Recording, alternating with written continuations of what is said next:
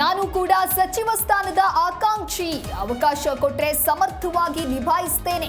ಹುನಗುಂದದಲ್ಲಿ ವಿಜಯಾನಂದ ಕಾಶಪ್ಪನವರ ಹೇಳಿಕೆ.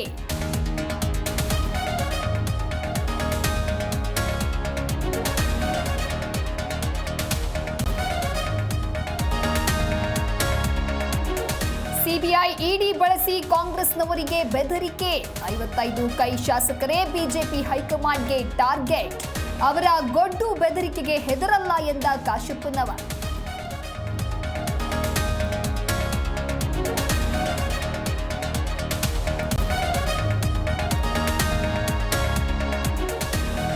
ಸಿದ್ದು ಸಿಎಂ ಆಗಿರೋ ತನಕ ಮೀಸಲಾತಿ ಕೇಳಲ್ಲ. ಡಿಸೆಂಬರ್ 10ಕ್ಕೆ ಲಿಂಗಾಯತರಿಂದ ಕರಾಳ ದಿನಾಚರಣೆ. ಚಿಕ್ಕೋಡಿಯಲ್ಲಿ ಬಸವಜಯ ಮೃತ್ಯುಂಜಯ ಸ್ವಾಮೀಜಿ ಹೇಳಿಕೆ.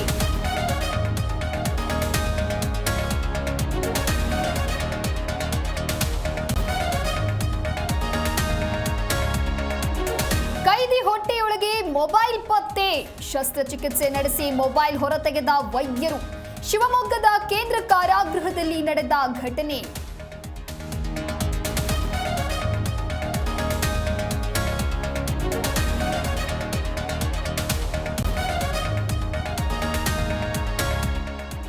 ಮಂಗಳೂರಿನಲ್ಲಿ ಎಂಆರ್ಪಿಎಲ್ನ ಗ್ಯಾಸ್ ಸೋರಿಕೆ. ಘಟನೆಯಲ್ಲಿ 2 ಸಾವು, ಓರ್ವ ಗಂಭೀರ. ಎಂಆರ್ಪಿಎಲ್ನ H2S ಗ್ಯಾಸ್ ಉತ್ಪಾದನಾ ಘಟಕದಲ್ಲಿ ಘಟನೆ.